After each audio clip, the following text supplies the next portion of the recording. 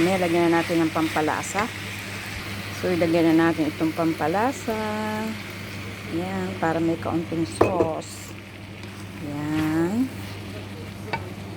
Tapos ilagay na rin natin yung pampalapot. Yan. Unti-unti lang muna. Yan. Hintay ng ilang minuto. Na itsura niya, sarap. Sosawa sauce. Ayan yung sauce ng isda na maraming palaman. So ngayon ilagay na natin tong isda.